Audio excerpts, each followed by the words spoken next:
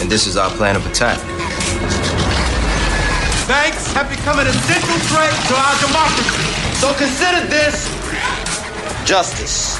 Thank you for listening to Revolution Radio at freedomslips.com, the #1 listener-supported radio station on the internet. Please help support this station so this battle can continue forward.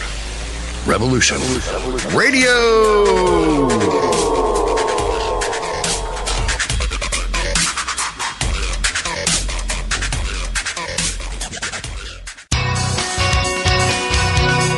Thank you for listening to Revolution Radio at freedomslips.com. Any commercial advertising you may hear in this program is of the sole discretion and benefit of the host of whose program you are listening to. Revolution Radio does not endorse any commercial products, nor does it accept monetary compensation for on-air advertising of commercial products, nor will it ever. We are and shall remain 100% listener supported. Any product advertising on this program are considered used at higher risk, and Revolution Radio shall not be held liable for any claims or damages received from any product advertised within this program. Revolution Radio, where information never sleeps.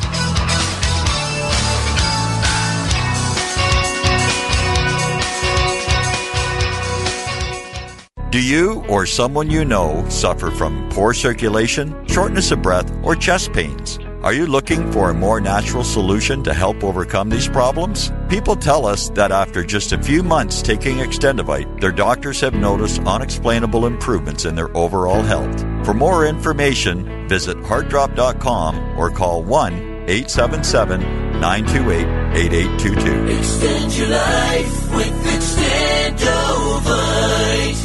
And tell them Nighthawk sent you, because if you call this number and tell them Nighthawk sent you, you'll get $5 off your first order at extendivite.com. Thank you. The opinions expressed on this radio station, its programs, and its website by the hosts, guests, and call-in listeners or chatters are solely the opinions of the original source who expressed them. They do not necessarily represent the opinions of Revolution Radio and freedomslips.com, its staff, or affiliates. You're listening to Revolution Radio, freedomslips.com, 100% listener-supported radio, and now we return you to your host.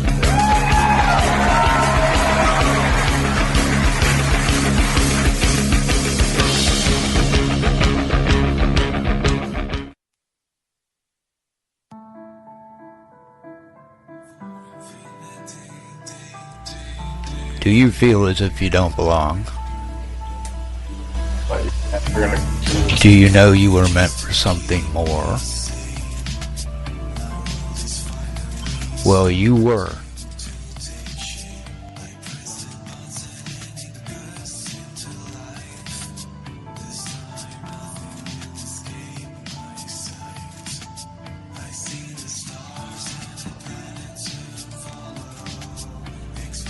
Knowledge of who you are and where you really are from is within your reach.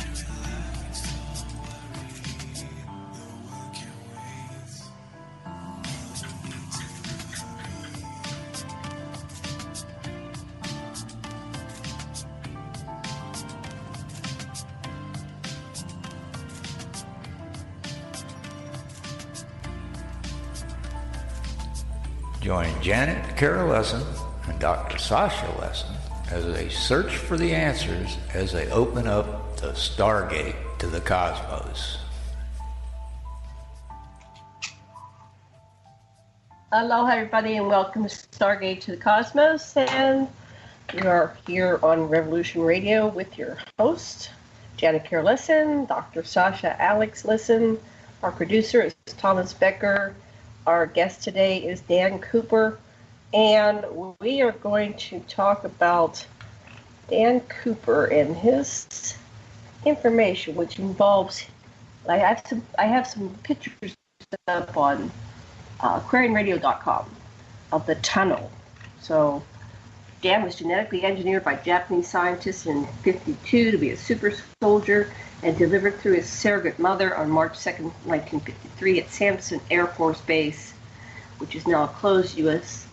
Air Force Base, but still an open undersea naval base. And Dan was born into one of the U.S. military secret space programs from 55 to 70. Before he was deployed, he was trained by Japanese and Shaolin sword fighting instructors to sword fight at various secret space program underground military facilities throughout Japan and the United States.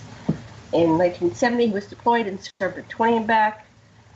1970 to 1990 with a joint U.S. and German Nazi military SSP contingent known as Dark Fleet. So there's a long bio and more information. You might want to follow along. Go to aquarianradio.com and click on today's show. And there are 3 pictures, which we call the tunnel. And Dan's going to explain the meaning of these and their significance. And there's a lot more. We're going to talk about the depopulation bomb and propaganda and World War III and all kinds of things that you need to know to get a clear picture of what's really going on, what's really happening. Dr. Lesson, are you there? I'm here, and I would suggest that before we launch into content, Daniel, that you tell them a little bit about yourself and how you came to this content. Okay. Oh. And then, one more thing. Jesse is there. Jesse's Dan's son. Oh, so cool. Jesse, is he there? Did we get him on? Show him on. Okay, so Jesse, at a certain point, we're gonna. This is Jesse. Oh, okay. We're gonna have you say hi and ask some questions. Okay. Okay, so getting some feedback. So Dan, welcome to the show, and go ahead and answer Dr. Lesson's question.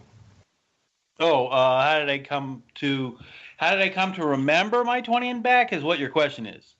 That's your question, right? So I'll say it again. Yes, it was in. I didn't start remembering my 20 and back until 2014. And what had happened is 2014. I didn't start getting some of my memories back till 2014. It was actually, it was a whole bunch of events. It started with 2005 when I started inventing magnetic energy powered generators where electricity is drawn.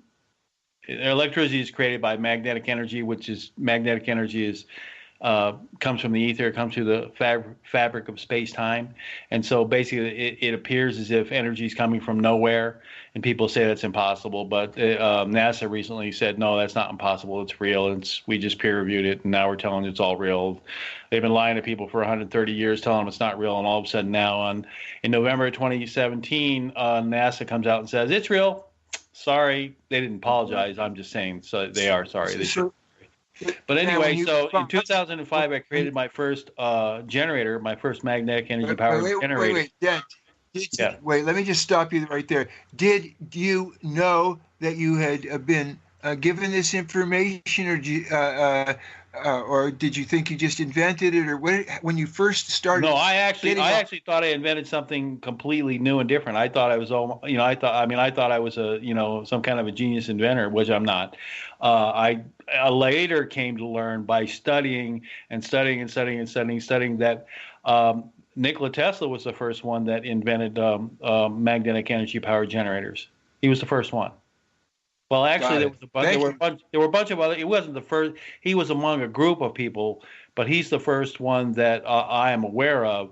But there were other inventors who were inventing magnetic energy powered generators during the period in the 1800s, and it actually started in 1862 with Hertz. I did research and I dug back and found out I wasn't the first. Right. Got it. So you thought you were just so excited you'd broken all these mysteries, and then you found other people had already done it. I was going to save the planet. I just figured out how to save the planet. I was so excited, and then I contacted Schwarzenegger, who was governor at the time, and said, I figured out how to do this, and I'm going to save the planet, and I was just so excited, and I just figured out how to save the planet, create all free energy, and then the state of Schwarzenegger himself actually he helped me. He asked me to help him write his State of the State address for 2008, and because he himself wanted free energy to be released, and they told him they weren't going to allow it to be released, so he went a little bit rogue, and he asked me to help him write his State of the State, and in the State of the State 2008, he actually for California State of the State, in his State of the State speech, he gave a lot of my data, a lot of my information that I gave him. So he went rogue. Wow. Because he didn't like the fact that they told him, no, you can't use that. That's not allowed. And he didn't like that at all. He hated that. That was his rude awakening to the reality. But my rude awakening is when the top three of the top engineers in the state of California came down to see me and said, you can't use that, and we're not going to use that, and you should never have contacted Schwarzenegger and gone over our heads about that. Wow. Wow. And you won't be talking to Mr. Schwarzenegger anymore. Okay. Okay. Yeah. Then that's when I was given. That's when I was given another handler. I already had a handler on me because of my legal work from the CIA. But that was when I was handed an NSA handler. From that moment on, I've been dogged by CIA and NSA handlers since. But that's okay. I learned how to handle the handlers.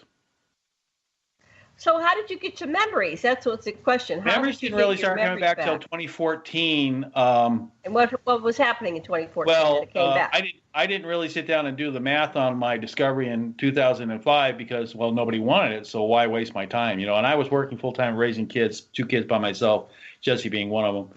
And so I really didn't have time to go into the math. And you're not. When everybody's telling you that's impossible, all the scientists, and you're not a scientist. I wasn't a scientist, a physicist, or a electrical engineer at the time, so I wasn't really absolutely certain. And it wasn't until I started doing research in May of 2013 that's when I decided to start working on we call these over unity devices. They produce more electricity. They produce more electricity out than it takes to run the system.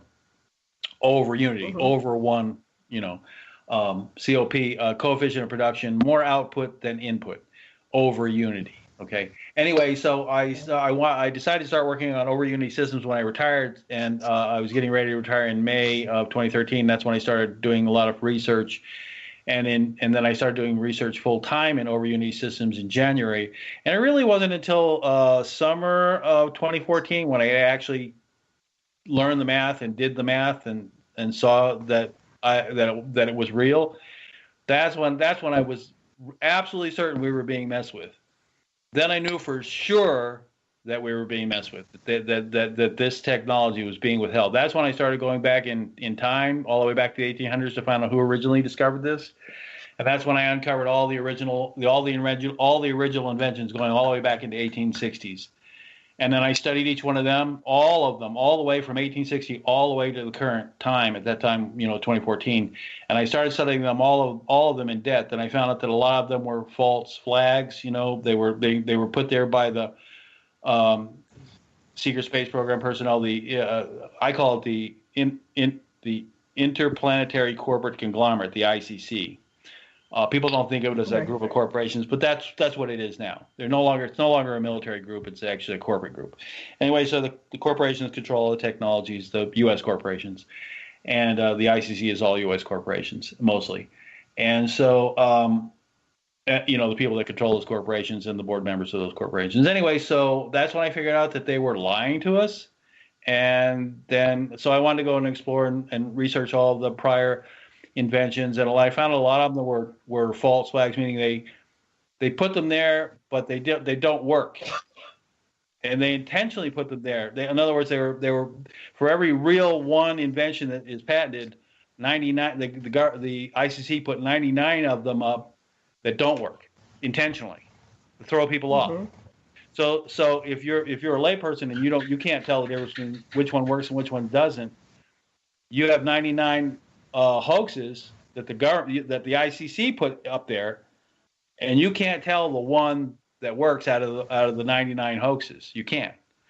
And so I had to go through all of them, and I had to really study. I had to do a lot more studying in engineering physics to be able to discern which ones were hoaxes and which ones weren't. But then I discovered that the hoaxes were all being planted by the ICC. They weren't regular folks that just didn't know what they were doing. They were plants, and so I had to weed through those. But it was really interesting because a lot of the original patents back in the 1800s and the early 20s and 30s, those weren't hoaxes. They kind of left those in there to respect the different scientists who would eventually become secret space program scientists. They actually got into the program. And so out of respect for those scientists, they left those patents up, but they removed a lot. They removed the working parts of those patents. For, some of Tesla's patents were left up out of respect for Tesla, but they gutted them. So you couldn't possibly recreate them, but they leave the patent in there out of respect for Tesla. And there was a lot of other scientists they did that too. So those were very interesting, finding those. But it was some of the research going back in time when I started doing more research in history, and then that's when I started getting my own memories back. I actually went back. What I decided to do was to go back into all my old photos that my father had left me. And I looked in the photos, and sure enough, there was the evidence, because I started getting some of these memories back, and then I looked into the photos and went, well, there it is right there. And I remembered a lot of details about those photos that I had not even. It wasn't even, a lot of people don't look back in their childhood photos, but when you go back and look and the evidence is there, that's another story. Anyway, so I didn't really start. What was the most dramatic thing that you saw in the photo that really jogged your memory? Well, it wasn't the photos didn't jog my memory. It was the inventions it was me reinventing the wheel that jogged memories. It was me reinventing over unity generators that jogged my memories, because I realized we'd been lied to. But so I said, well, if we've been lied to about that, what else have we been lied to? And then that's when I started seeing, without laughing, you get a kind of a laughing response when you look at all these people talking about aliens and the secret space program. You go, they teach you, they program you to laugh about it. But then, I wasn't laughing anymore, because I had just disproved the lie about over unity. So I went, well, maybe I should pay more attention to what's going on here. And as I was reading up on Corey Good and Randy Kramer and Stephen Greer, I started reading up on it. That's when I started getting my memories back. That's when I actually started getting my memories back. When I started reading up on these other things, I was going, wait a second, over unity is real. There's no question about that. They've been lying to us about that. And so I started reading up on people who were talking about over unity that's been kept from us, and they were starting to talk about the program. And that's when I looked back at my photos and realized that I was in the program. And then I had a lot of memories. Very strange memories I had. I just thought they were dreams, but they weren't dreams. They were memories of me being programmed. Wow, I got it. It's a progression. It doesn't all come flooding back at once, and you don't get all your memories. It's you unless they actually give them back to you, unless the ICC actually gives you back all of your memories. You have a spattering of them, a few of them. You don't get them all back unless they give them to you on purpose. And the only reason the ICC gives you all of your memories back is if they have a use for you. You're serving them. Mm-hmm. So these three pictures that we have. They mean that they want you to do what you're doing. No, getting some memories back is not wanting me to do what I'm doing. You exceeded that. No, they don't want me to do what I'm doing. They wouldn't have people on me telling me they don't want me to do this, or handlers on me trying to keep me from doing this. They just can't. They can't do any harm to me, because I did serve. I did my service in the military, and I served with distinction and honor. So they can't harm me because of that. They have to stop me in another way, like pay me off. So is that in the 3D military, or was that the 20 and back program? No. In the 20 and back, I was in the United States Air Force. Okay. And how did you get that memory back? That it was in the United States Air Force? Yeah. The train, all the training is with the United States Air Force. It's all on U.S. Air Force bases. And I served with a U.S. Air Force contingent in Darkfleet. We were on spaceships. We weren't grounders like Randy, who was stationed to a base on ground. Right. Did you get paychecks while you were working? No. You don't know. You're in the military. When you're in the military and you're on base, you get food and lodging.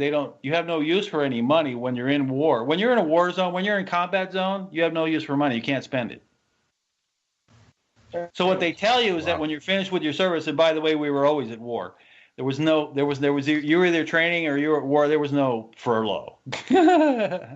Yeah. Okay. Anyway, you didn't have a family. We didn't have a family. We weren't allowed families. Anyway, the thing is that so they say, oh, when you get back, we'll give you a paycheck. Of course, they take away your memory, so you have no idea whether they paid you or not. Oh.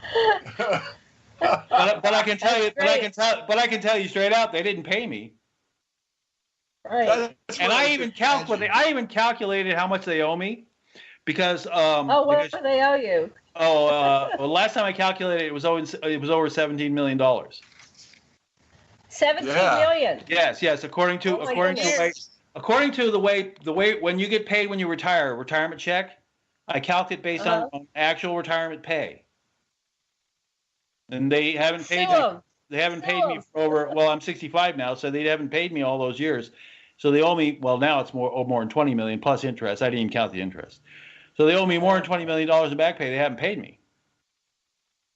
Wow. They had no intention of paying. They had no intention of paying us. They were like, yeah, sure, we'll pay you. Don't you worry. They told Corey said the same thing. Oh yeah, we'll give you a big paycheck. Don't you worry. Nope, nobody got no big paychecks. Nobody got paid. Don't you worry. Nobody got paid. Yeah. Nobody got paid. Nobody got paid. Nope. Well, that money's somewhere. It's yours. Sue for it. Okay. Well, then, what are these 3 pictures on the website of you? There's a boat and 3 little There's boys. a boat. Oh, the boat. You want to start with the boat? Tell us about the boat. Well, what else do you want to say about your memories? Then we'll go to the boat, the boat story. Okay, so. The memories don't come back all at once. They come back and you get little tiny pieces. And most of the time, even if you were to get previously, prior to me becoming an inventor, if you were to ever get your memories back, they re-erase them. They actually put handlers on all of the super soldiers to check to see if they get their memories back. If they get their memories back, they erase them again.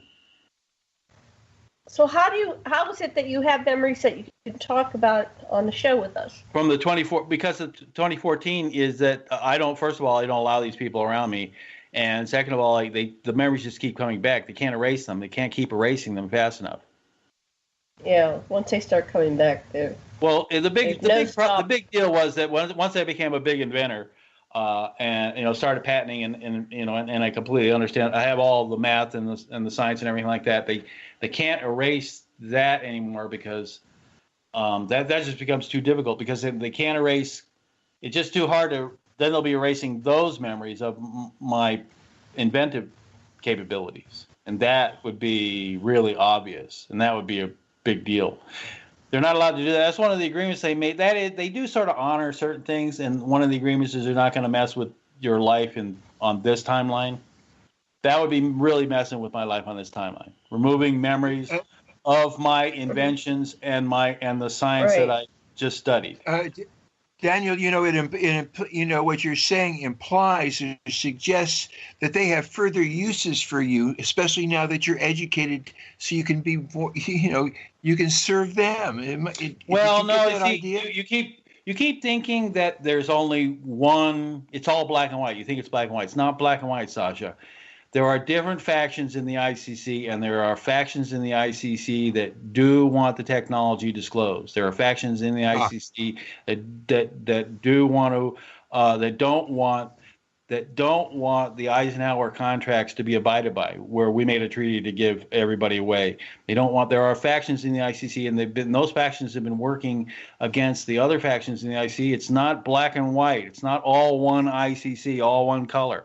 And I know this because of what happened to me in 1985 at the University of Colorado. In 1981, I decided I had actually consciously decided to teach the Chinese. To convince the Chinese to do business and to teach them how to do business. I actually made that decision in 1981. And so I went to school to study business and to study communist political system, so I would be able to better understand them and better be able to talk to them. And my very last month when I was graduating with 2 degrees, the political science department, they brought me the finance minister and the undersecretary of defense to teach. Now, that wasn't an accident. That was that ICC. Of China. That wasn't an accident. That was that ICC faction that wants things changed. They're the ones that brought China to me. And the reason they brought China to me is because China can get away with developing this technology. They don't have contracts with these crazy aliens. So they're allowed to develop the technology, and they're not obligated. They're not obligated to these crazy contracts Eisenhower made with these aliens. China's not obligated. So they want, though this faction in the ICC that didn't really have power and control, but they still wanted to undermine all those crazy contracts for giving away people and selling them all of them off enslaved. They wanted to counter that. So it was their idea to teach the Chinese business, and they looked all over the world for different. They actually interviewed a number of professors of business and political science all over the world to see, and they brought the Chinese to a lot of these professors, and they interviewed a lot of professors all over the world. But they found out that I was graduating with both the degrees and high honors, top honors. And so they decided that no one else was able to teach the Chinese, and no one was able to convince them. Why not let Dan have a chance? What the hell? What can we lose, right? And so this ICC faction brought these people not just to me, but to many professors to try to teach them business. I wasn't the only one. I was the one that they credited for convincing them. I was very convincing. But it was that faction of the ICC. It was their decision to teach China business so that China could develop the technology by themselves, and that they wouldn't be. It was that faction's way of rebelling against the other faction in the ICC. So it's not black and white. Have you given them enough information that they can, by the information you've already filed, and it's a matter of public record, can they construct the devices that you've invented? Who? The Chinese. Do they already have enough information just by what you filed? When you file a patent, it has to be what they call enableable, which means that somebody who is versed in the art, meaning a scientist in that area of expertise, has to be able to build it. Otherwise, your patent's no good. My patents are good, which means that if you read it and you know the science in that area of the science, which is electrical engineering, then you can build it. And so anybody who reads the patent can build it. Well, anybody who's an expert in this area of science can build it. Electrical engineering. That's the requirement of a patent. It has to be enableable. Somebody has to be able to build it. Otherwise, your patent's no good. Mm-hmm. See. But they can't build it and sell it, or what's a no? A patent gives you the right to exclude anyone else from making or manufacturing. They have to purchase it from me, the right to manufacture. Of course, the Chinese aren't going to do that. The Chinese don't observe patents. That's the big rally the United States has with China right now, is that they're not recognizing patents. They're not recognizing patent rights. They're just taking intellectual property and they're not paying for it. That's a huge big rally the United States has now with China. Mm-hmm. And the other thing that I'd like to point out is, so you were to teach China business, but around the same time we started to outsource products to China because cheaper labor, and we actually the reason everybody purchased Chinese products is because they were selling the same product for less money. They would say, if you were to buy 2 toothbrushes, China was selling it for less. But the reason that China was able to manufacture them for less money than anybody else is because I taught them how to do that. All right, so that's my strategic business plan. It's my strategic business plan that they implemented. And so how can they make things for less? How can they make? If you go to Walmart, because the major cost in manufacturing is your cost of labor. What does it cost you to maintain your labor force? And they didn't go crazy and spending a lot of money by building expensive houses and big gas guzzling cars. I told them, don't do that. I said, everybody is going around with bicycles. I said, maybe give them, motorbikes or, buses and stuff like that. Keep all your infrastructure inexpensive. And that's how you beat everybody. And they followed that and it worked. Oh, okay. We could learn from that. Well, they don't. They didn't come to me. The United States didn't say, "Oh, that was a really brilliant strategic business plan you laid out there for China. Can you help us?" They never came to me yet. They still haven't. They still won't humble themselves and go, "Wow, Dan, can you teach us?" Okay. So China is, so this was what, 30, 35 years ago? 30 years, China. yeah. Explain BRICS, the BRICS agreement and that fact. Okay, BRICS. so and I taught China that one too. The BRICS, the BRICS alliance is Brazil, Russia, India, China, and South Africa. And that's 65% of the population of the world, and I think it's like 85% of its natural resources. And if you have an agreement with 65% of the population of the world that controls 85% of the natural resources, you pretty much control the world. The United States has never figured that out. I mean, it was so simple. Right. And of course, all those countries were glad to work with China because the United States shit on them and had done it for many years.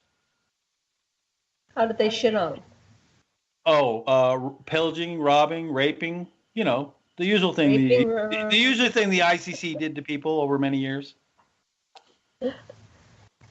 Oh, and then I want to go back and get the piece of the contract with Eisenhower. Can you lay that out for our listeners?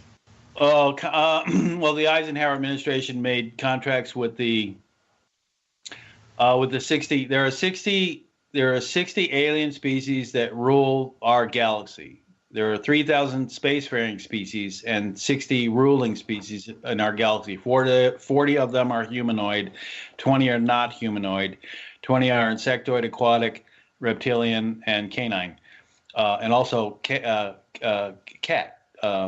What is a cat? What species is that? Anyway, different. Not feline. Yeah, those are my favorite, by the way. The feline race. Okay. Anyway, neither here nor there. So 60 of the ruling, they're called the Super Federation, and so Eisenhower made an agreement with the Super Federation and remember the Super Federation came here, and they're the ones that created humanity. Our group of this particular crop of humanity was created and genetically engineered by them. We were all GMO'd, all of us, and they created us specifically to sell us off as slaves. We're their crop, and they're very upset they can't sell their crop. Anyway, so they made agreements with Eisenhower for technology. He basically sold Manhattan for a few glass beads. He gave us all up for a little bit of technology.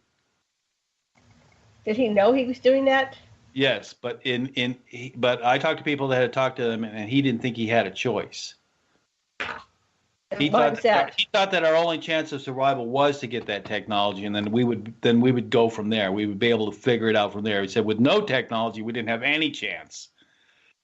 But at least we would have a chance of bucking the system and getting out from under that whole agreement. His real intent was not to abide by the agreement, and that's in fact what he did. He set up that special Marine group that Randy was a part of. He set up these individuals to go out on their own and figure out how to trip this up. It was his people that were the ones that brought the Chinese finance minister and undersecretary to me to teach business. Those were the people. So he never really intended to abide by the agreement, but he knew that he needed the technology. We needed the technology because we had nothing. Right. So so we needed the technology in order to be able to counter, to be able to counter the technology that these people had. We had no military capability whatsoever against these 60 alien species. None, not even close. And one NSA agent, one NSA ICC in the ICC. He's NSA, but he's ICC agent. He said to me, these people were millions of years ahead of us, Dan. Millions of years. That's how he put it. Right. He said, you would have done the same thing in that situation. I go, I don't know. But that was what Eisenhower thought was our only prayer, was to get a hold of the technology, right, master the technology, and then try to figure out how to use it against our slavers. So how far have we caught up with people that millions of years in advance? Was he right? Or how much was he right? Than we are? Can we protect ourselves now? Well, it's kind of weird what happened. the spirit beings came along, and they surrounded our galaxy because we were working on the 8th Force, and that was Marilyn Houston's her own little plan she cooked up. Marilyn Houston is part of that rogue faction that didn't really like all these agreements. So she thought, she was told by the Greys that if she started working on the 8th Force, have I talked about the different forces of energy? No, we haven't talked about. Anyway, there's this 8th Force of energy that these 60 alien species don't have. There's a superior technology that's superior to what these 60 species don't have. And so Marilyn wanted to invent that. She wanted to discover that technology. She knew it was available because the Greys told. Explain who Marilyn is. Marilyn Houston is the current CEO, president, and chairman of the board of Lockheed Martin. Currently, that's who she is. Think about that. Okay. There's a woman who is in charge of the most powerful military weapons organization in the United States. They sell 76% of all weapons in the United States military is sold to them by Lockheed Martin. That's Marilyn. Yeah, and how did she get to do that? Because she's a brilliant because she's a brilliant inventor. And because there are a lot of people in Lockheed Martin who are also part of that rogue faction in the ICC. They wanted Marilyn to do what she did, which was she was told by the Greys, don't mess around with the 8th Force because the spirit beings will show up. And she thought, well, if I mess around with the 8th Force, then the spirit beings will show up and they'll help us. And that's exactly what happened. She was correct. So how was she in contact with the Greys? The best way to understand Marilyn Houston is that the character that they put in fiction is that basically she's Samantha Carter in Stargate. Oh, okay. So she communicates with all the aliens, not just the Greys. Personally. And she got that from just she's a contactee from her. You mean how did you become a brilliant scientist? She studied hard. She studied hard in school. What do you think? There's only one way to become a brilliant scientist. Studied hard in school. Well, I wonder if she was genetically engineered too. I'm sorry. Say that again. Was Marilyn genetically enhanced? No. She got lucky. She was born with it. Every so many million people are born with great brains. And she was born with it, but many people are born with great brains, but they don't take advantage of it. They become comedians or actors, or they do other things with their brains. She wanted to be a great physicist. Right. She took her brains and she used it right. Cool, good for her. How old is she about? I don't know. You keep asking me that question. I just feel she's young. I don't know. I'll Google it. I never looked that one up. I just don't know. Oh, well, I think she's healthy and young. That's what I feel. Okay, I'll find out. If I had my choice, I would put her in charge of the ICC, and also, but I don't know if I'd make her the rep. But she's just as guilty, because she went along with the whole program. So the Chinese and the Russians aren't too happy. Anybody in the ICC, whether they were trying to undermine the ICC or not, is not looked kindly upon by the Chinese and the Russians. Chinese and the Russians were cheated out of the technology under the Potsdam Agreement in 1945. The United States agreed to share the technology that they had gotten from the Nazis, and they didn't. They actually signed an agreement saying they were going to share it with the Allies, and they didn't. So the Chinese and the Russians are very upset with them for good reason. They were robbed. They've been robbed. They were robbed. They were robbed of this technology, and they were also kept out of the negotiations with the alien. They were robbed of the technology, kept out of the negotiations. The Chinese and Russians are rightfully very upset with the United States. Anyway, so Marilyn Houston. Now, what was your question about her? Again, Marilyn Houston, like Houston. Okay. So she did. So she developed the 8th Force to attract the spirit beings, because the spirit beings show up. Everybody's working in the 8th Force, and they get anywhere. She got somewhere, and then they showed up and they put us on lockdown because that force is so powerful that anybody that discovers it, you become like godlike. I mean, if you're inside of an 8th Force spirit, no one can touch you, and you can touch anybody in any time, any place, any parallel universe. So it's too much power, and that's why the spirit beings show up, and then they put us on lockdown because they don't want us to use that stuff. But I think Marilyn did it on purpose in order to bring the spirit beings into town. Because what happens when the spirit beings put the barrier around our solar system, 8th force barrier, and nobody can get in, nobody get out with their permission.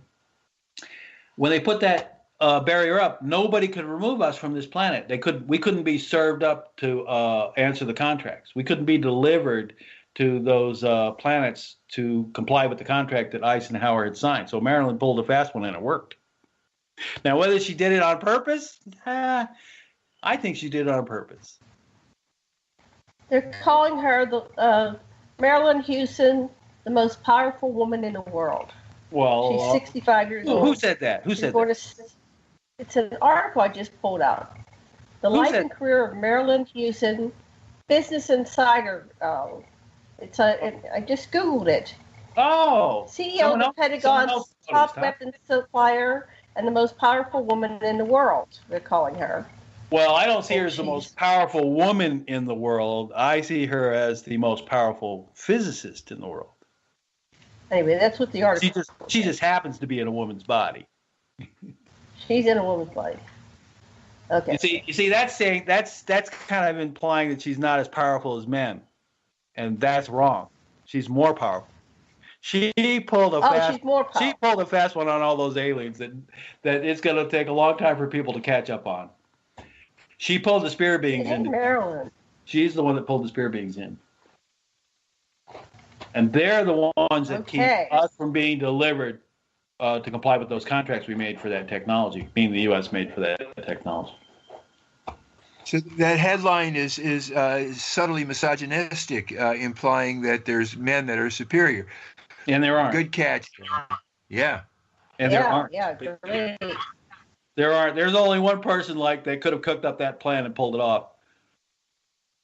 Intentionally working on the 8th force to intentionally bring the spirit beings in. It was the inner earth beings that told her about the spirit beings.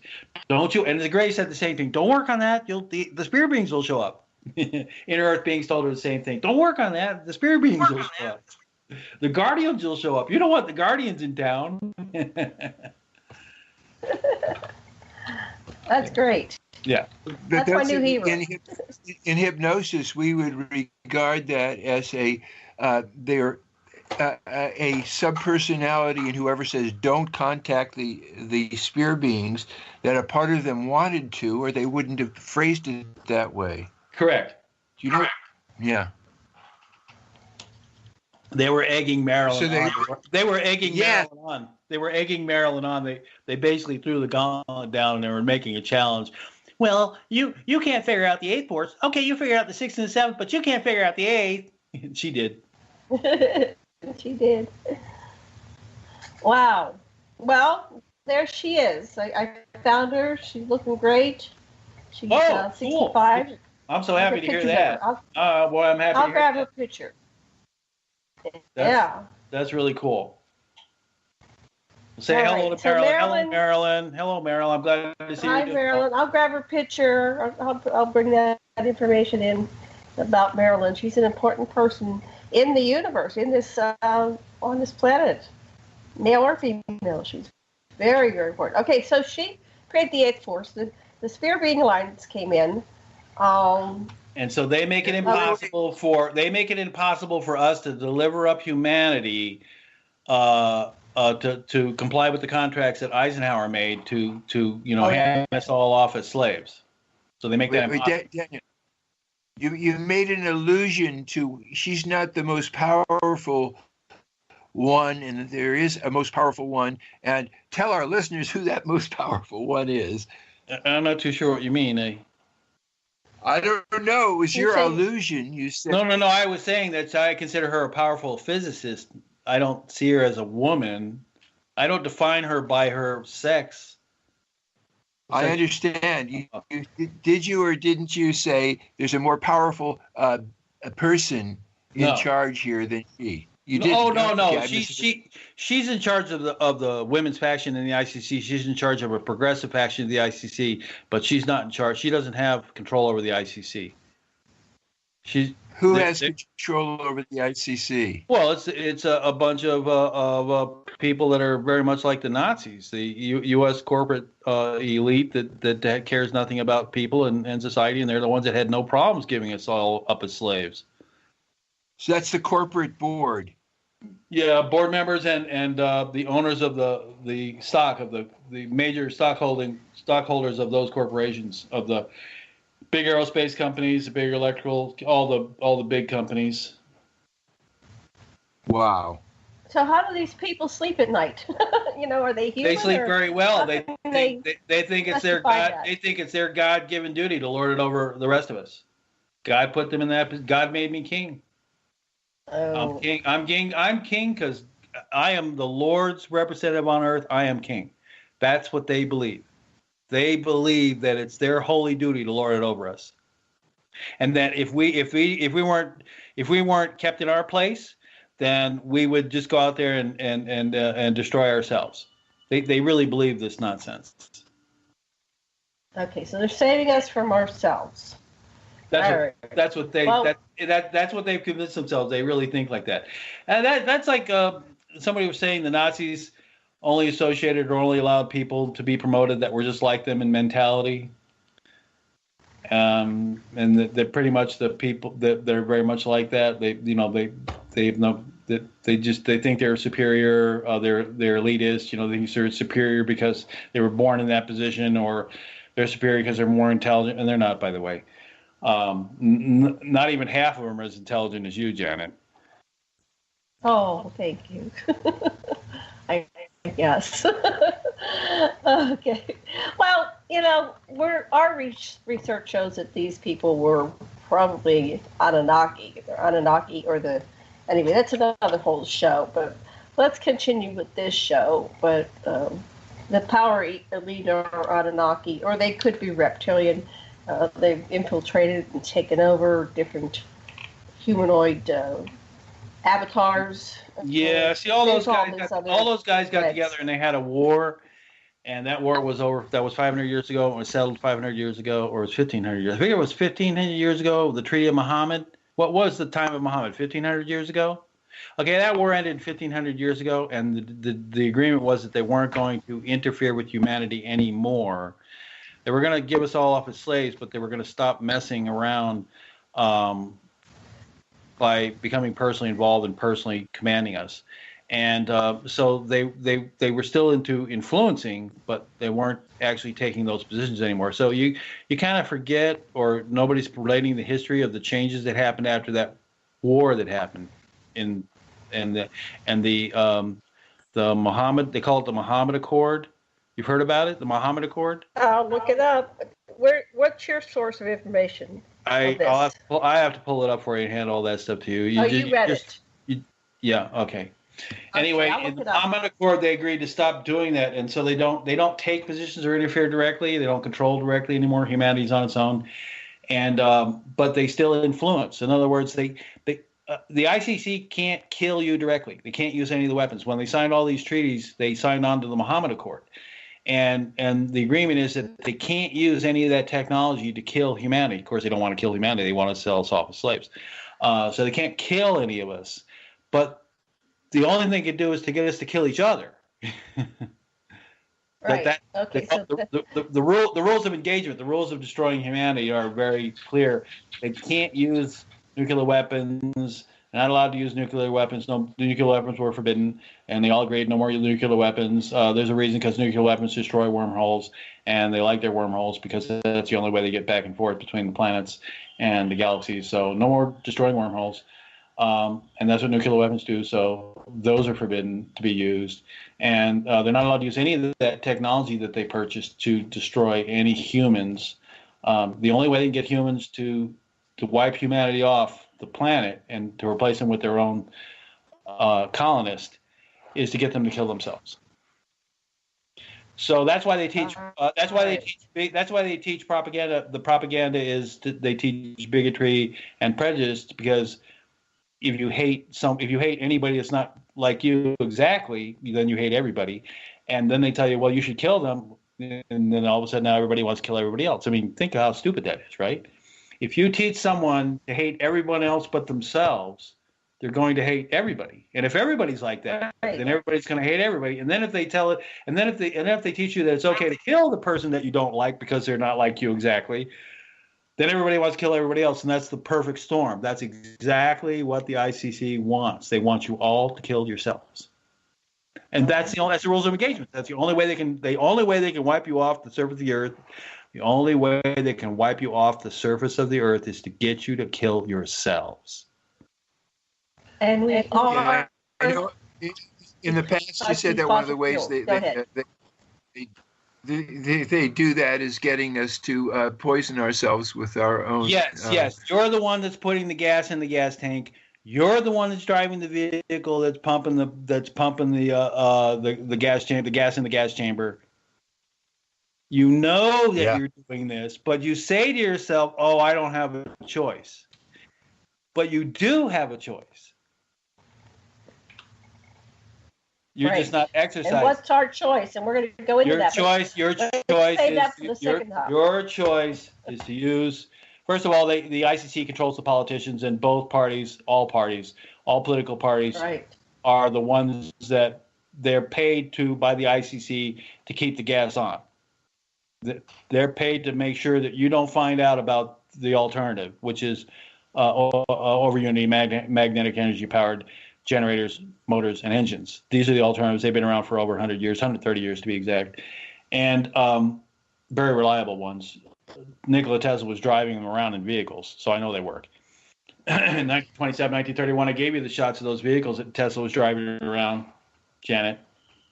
Oh, okay. I have to look at Anyway, the point is that the only way that you can turn off the gas is you have to get this technology made available to you, and you have to outlaw gas engines and combustion of anything combustion has to be outlawed. And the only way you can't use your politicians sold out to the ICC. They sold out, and they're the ones that are operating the gas chambers. They're the ones administrating the gas chambers. Hey, keep turning on the gas, faster, kill yourself faster, and margins. Anyway, so the only way to stop it. Yeah, the only way to stop it is the initiative process. People can enact laws by themselves using the initiative process. You have to become experts in the initiative process. You would have to enact laws outlawing combustion, anything. Are they going to let that anymore? Than they're going to let to sell a combustion vehicle? It has to be against the law to use a combustion vehicle. Right. It has to be against the law. It has to be against the law to suppress the development of magnetic energy-powered generators, motors, and engines. If a company suppresses that technology intentionally, which means Tesla told me that's a fiction and that was a lie they told me, that company should be put out of business. That company should be nationalized and all of its assets sold off. Any company that lies to you and tells you that technology is not real, that company should be nationalized and have all of its assets sold off. So we have some shoulds. You can do that with the initiative process. You can do that with the initiative process. You can make your own laws. You can save yourselves. We see how that goes. I mean, we have to educate ourselves, but it's not that easy. It starts by educating yourself. Starts by educating yourself as to the reality of free energy. You need to learn how these things work. You need to understand how the M drive works. NASA peer reviewed the M drive, probably another move by Marilyn. Who knows? She may have been the one that put that out. But whoever did that, bravo. NASA's peer review of the M drive proves magnetic energy is real. It proves that magnetic energy powered generators, motors, and engines are real. Not a fiction. That's proof. Absolute. Irrefutable proof. So we have to go from step one to getting these out there. It's important that everybody. We're going through a lot of obstacles too, because it's important that everybody become convinced of the reality of the technology, and you don't need to become advanced physicists to learn it. I'm trying to give simple instruction courses on each of these pieces of technology that's already out there and around. There's Beacon Power's flywheel generator, 4-to-1 over unity. There's Gaia and Russia Innovations buoyancy kinetic generator, 4-to-1 over unity. I mean, they're already there. They're in production. They're just not being allowed. Well, beacon power is allowed in the United States, but it's a grid generator, and they're keeping that a big secret. They shouldn't be keeping that a secret. And Rosh is not being allowed to be sold in the United States. And even if it is, you could buy it in the United States. You can't hook up to your house. Well, right. That should be against the law. That should be like, you can't stop people from doing that. Well, they are. So that's my point is with the initiative process, you can turn off the gas. Stop killing yourselves in the gas chamber. This is a gas chamber, and you're the ones in control of the gas lever. Stop turning on the gas. All right, well, we're going to go back to that because we're going to put that out on a series of shows, and I will look for. There's a lot of information, a lot of reading, a lot of studying. Maybe there's some YouTubes on the initiative process and how each person can empower themselves to do this. But let's get back to your story. We have 1 minute. Okay. We're coming up on the break. We have 1 minute. So we're going to come back to the tunnel. We want to go back to the tunnel. We have 3 pictures of Dan and his family in Japan. And what year was that, Dan? 58. The picture is 58. Those pictures are 1958. I was 5 years old. Okay, and we're going to explain what they mean and everything about them and how they tie into Dan's life in this program when we get back from the commercial break. And the music should be on now. Music. There you go. I'm magic. We'll be back live.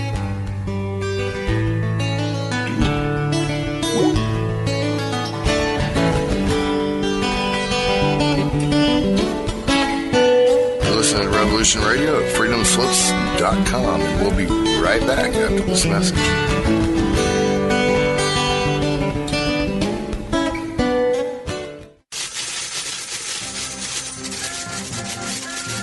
In breaking news, a visiting Syrian diplomat reported today that their population is evolving rapidly and advancing into a fifth-dimensional consciousness. They are seeking peace with all cosmic cultures, which may mean that the Earth will be asked to join the prestigious Galactic Federation of Light Alliances. Please join Debbie West and Michael Hathaway on Lost Knowledge, Saturdays, 3 p.m. Eastern Standard Time in Studio A, for the latest breaking news on the Star Visitors' peaceful contact and the ongoing project of cleansing the Earth. Who are you? I am the architect. I created the Matrix. I've been waiting for you. Why am I here? You are the eventuality of an anomaly which, despite my sincerest efforts, I have been unable to eliminate from what is otherwise a harmony of mathematical precision, which has led you inexorably here. You haven't answered my question. The Matrix is older than you know, as you are undoubtedly gathering. The anomaly is systemic, creating fluctuations in even the most simplistic equation. Choice. The problem is choice. Right here at Revolution Radio, freedomslips.com. Be here Wednesday evening at 8 p.m. Eastern Time for Private Eye Matrix Revealed with Monique Lassonde.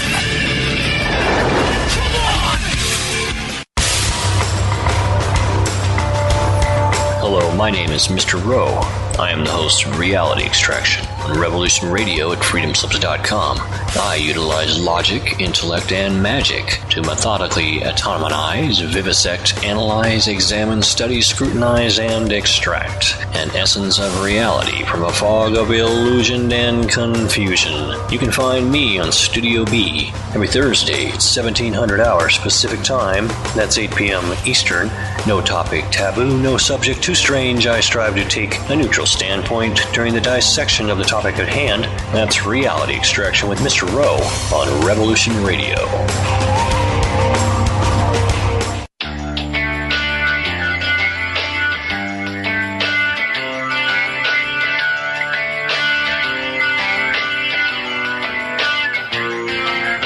this is Thomas, a.k.a. a Mad Painter. I'd like you to join me Monday nights, 10 p.m. Eastern Standard Time for Open Canvas. Don't forget to bring an open mind. Yes, folks, that's right. Bring an open mind to an open canvas. Again, that is Monday nights, 10 p.m. Eastern. UFOs to government corruption. This is Revolution Radio, freedomslips.com. You don't need to expect us. We're already here.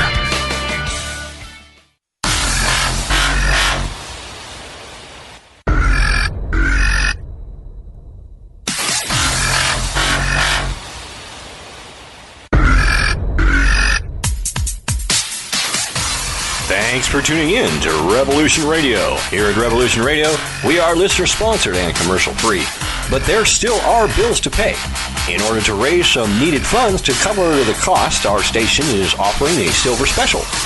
In the continental United States for a $60 donation, or in Alaska, Hawaii, or Canada for a $70 donation, we will send you an uncirculated 2018 1-ounce pure silver eagle. The $70 donation, the extra 10 is to cover shipping, by the way, outside of the continental United States. When making the donation, you must put Silver Eagle promo in the notes on the donation. And thank you for tuning in to Revolution Radio at revolution.radio and freedomslips.com. Without you, there is no us. Revolution Radio, where information never sleeps.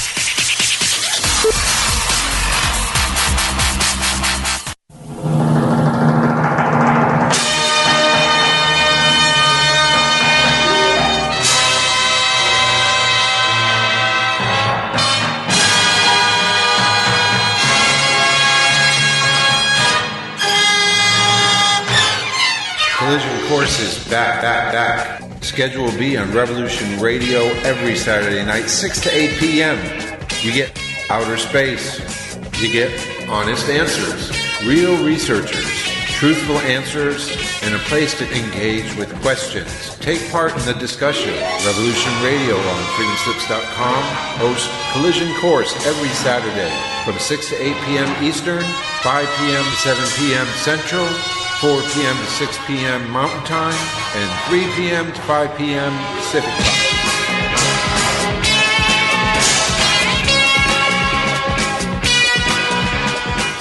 Do you or someone you know suffer from poor circulation, shortness of breath, or chest pains? Are you looking for a more natural solution to help overcome these problems? People tell us that after just a few months taking Extendivite, their doctors have noticed unexplainable improvements in their overall health. For more information, visit heartdrop.com or call 1-877-928-8822. Extend your life with Extendivite. And tell them Nighthawk sent you, because if you call this number and tell them Nighthawk sent you, you'll get $5 off your first order at extendivite.com. Thank you. The opinions expressed on this radio station, its programs, and its website by the hosts, guests, and call-in listeners or chatters are solely the opinions of the original source who expressed them. They do not necessarily represent the opinions of Revolution Radio and freedomslips.com, its staff, or affiliates. You're listening to Revolution Radio, freedomslips.com, 100% listener-supported radio, and now we return you to your host.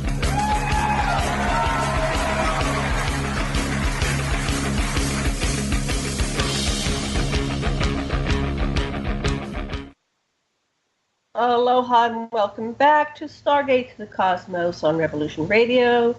And I'm Janet Kara Lisson with my co-host Dr. Sasha Alex Lisson, producer Thomas Becker, guest Dan Cooper, and we were talking about all kinds of things dealing with the secret space program and how we can solve this situation where we're getting cooked alive like a bunch of lobsters in a pot. We're slowly boiling and gassing ourselves to death, to oblivion. No more humans, no more species on this earth.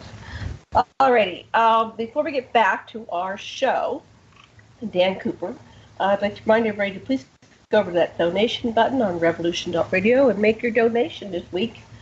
And we really appreciate your donation because it keeps us on the air and bringing all these wonderful broadcasts to you. A Mad Painter, Thomas Becker. How are we doing on our fundraising? We have 601. We need 2450. That leaves 1849. All right. So 1 week into the new year, so keep that coming. Sasha, Dr. Lesson, what do you think? Okay, about well, what we have coming up on this section is something really important. There is something that we can do, and it's at the local level, and Dan's going to turn us on to it. We've got to take the initiative. Right. We're going to get back to that after we have a brief story about these pictures that I put up on aquariumradio.com under today's show page. And there's 3 pictures. There's one with a bunch of people in a boat. There's one which is a close-up to the 3 boys in a boat, and I think that's your mother. And then there's one with the 3 boys in the middle and some guy in a funny coat on those. Is that the boat? Anyway, explain what happened there, Dan. Why? Okay, so my my father was a photographer, and he was head of the photo lab during the time, a young sergeant during that period in Japan, and that's when he was brought into the secret space program. But he didn't know at the time that the reason he was brought into the secret space program was because they wanted him to be the custodial father of super soldiers. He didn't know that was the reason they brought him to Japan. Of course, they sat him down and explained it to him.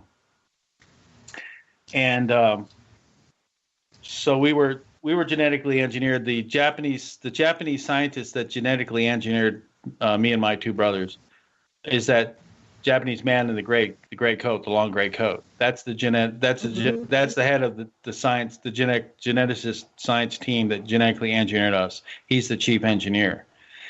And that book that's sitting on my twin brother David's lap is the patent for us. All those patents are in the Mars Patent Office. And Randy explained that too. There are patents for these genetic engineering things. They compete with each other, all the geneticists. And that's the patent for us. How did he learn? Where did they get this information on how to genetically engineer? They learned it from the Greys. Back in the 40s. They learned it from the Greys. That was one of the technologies that they had agreed. That was one of the technologies they agreed to exchange. For people. We gave them people. They gave us technology. The Greys. We gave the Greys. Wasn't that before you were born, though? What? Wait, let me answer that question. What year? What year did they get this to? Because you were the original agreements. The original agreements with the Greys were made in 1952. And you remember you're talking about the Super Federation in 56, but the Greys were negotiating with us even before then. Eisenhower made an agreement with the Greys to exchange technology, genetic engineering specifically in 52. I was genetically engineered from Grey technology that was handed to the Japanese geneticist. And what year were you born? Japanese geneticists were trained by the Greys geneticists taught the Japanese geneticists how to do this. Right. And you were born in what year? Well, I was genetically engineered in 52 and born into my mother in March of 53. Okay. And then we heard stories from Cynthia Crawford that her father worked on a boat outside of off the coast of Korea, and she was genetically engineered, and she's now deceased, but she was probably a couple of years older than I am. And then but her dad was genetically engineered. So her dad was born in the 1920s or something. So we're getting indications that this went way back, that there were, the Greys were. It could have been. It could have been back. I don't know. I just know this particular program that I was. Right. I mean, I don't. It could have been further back. It's possible because Tesla was when Tesla discovered Tesla discovered warp drive. When Tesla discovered warp drive in the 20s, actually he discovered the 6 force in the late 1800s, and he started working with it feverishly since then, and he made major progress in 1901. So and he started communicating with aliens with radio waves. I think it was like in 1911 or something like that, 1915 or something. So there's no reason to think that they didn't start making agreements with him and other people involved in that technology during the period. There's no reason not to disbelieve that. We had warp. In other words, we had warp drive or the power to make warp drive in 1901 for sure. I'm absolutely certain of that. Nikola Tesla clearly exhibited the sixth force in 1901. And that would be the time that opens you up to once you discover warp drive, the sixth force. That's when everybody's allowed to start, talking to you, so to speak, and start making agreements with you. So, there's no reason not to believe it couldn't have happened in the 20s. It could have. I just don't know. What does warp drive, the sixth force, mean in ordinary English? The sixth force repels gravity at 99% of the speed of light. It's like two magnets of the same pole repelling each other, but the sixth force is like magnetic energy, but it's not. It's a very different kind of energy, but it repels gravity. That means the gravitational field of Earth. So when you fire up the sixth force, it repels whatever it's with at the speed of light. That's why it's warp 1. That's why anyone that discovers the sixth force has warp 1. And Tesla made the first warp 1 ship. He patented it in 1929. I gave you the 27 patents that he filed in 1921. Right. He filed those patents in 1921. Okay, I got you. Yeah, but the other thing is, the thing I'm just struck by, you're saying about patents means that somebody else can duplicate. That means somebody can make a Daniel if they want to. Correct. That's why those patents are in the Mars Patent Office. The real patents of this technology are not kept here on Earth. They're kept in the Mars. I think Ares Prime. They're kept in the Ares Prime Patent Office on Mars, the major colony on Mars. We have millions. We have millions of people up there. Wow. Yeah. Is there somewhere I can find the 8 forces? And are they called the 8 forces of nature? You're not going to find You're not going to find anybody that read anything about it at all. Only Boyd Bushman ever talked about it, and he mentions it like only for a second. The rest of it's been cut from that video, but he still says 8 force.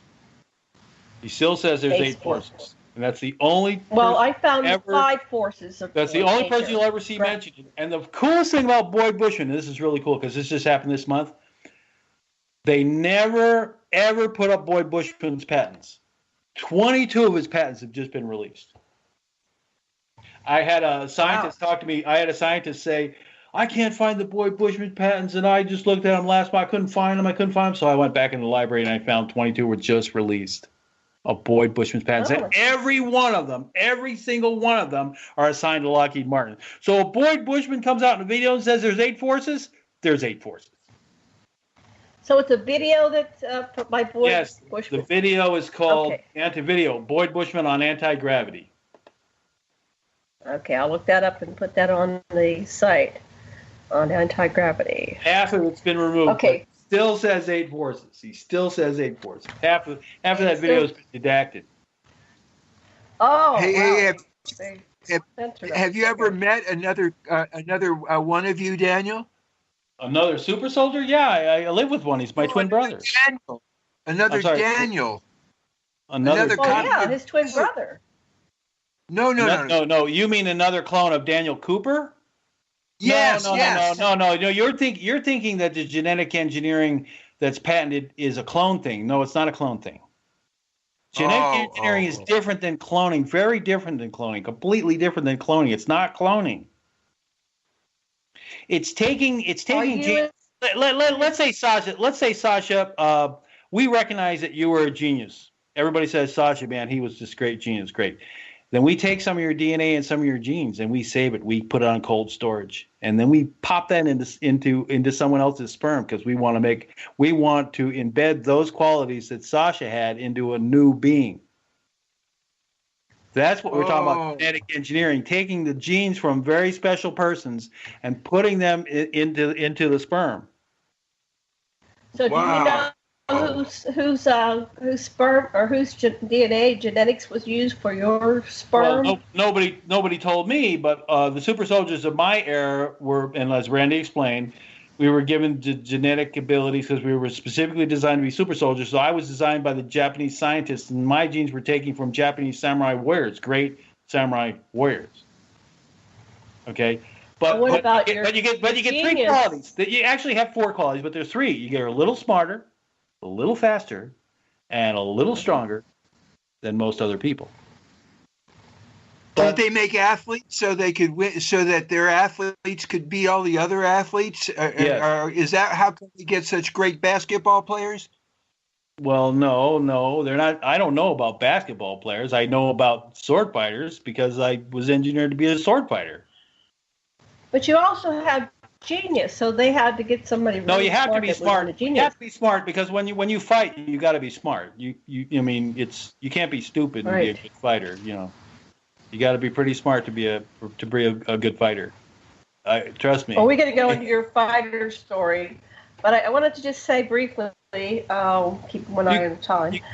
I found the 5 of the known forces of nature: gravity, electromagnetism, the strong nuclear force, the weak force, the strong force, the weak force, the strong force, gravity, electricity, magnetic energy, and that's the first 5. So what's the 6th one? The 6th one is Boyd Bushman called it anti-gravity, but it does much more than that. It doesn't just repel gravity at the speed of light, but Boyd Bushman called it anti-gravity. What's the 7th one? The 7th force does many things, but people call it the replicator force because that's what replicators use. When you want to change matter into food replicators, those food replicators in Star Trek, they're real. Yeah. Well, they're real, and they use the 7th force. The 7th force dissolves matter, actually transmutes matter of any kind of matter. You can take dirt and make it into gold, and that's what the 7th force will do. You can take dirt and make it into into a steak dinner or a 30-course dinner. It transmutes matter into energy, and then from energy back into any form of matter you want. And what was the 8th force called? Nobody has a name for it. What would you give it? I haven't even given it a name yet. I haven't. I haven't tried to give it a name yet. You're the first one to ever ask me to name it. Well, you said the sphere being Alliance uses it. Well, that's all their powers derive from the 8th force. All of their weapons, all of their ships, that's all 8th force stuff. They mastered the 8th force, those 5 species. So I don't know what you want to call it. I haven't named it. I didn't name it. I haven't named it. I keep calling it the 8th force. Even Boyd Bushman didn't name it.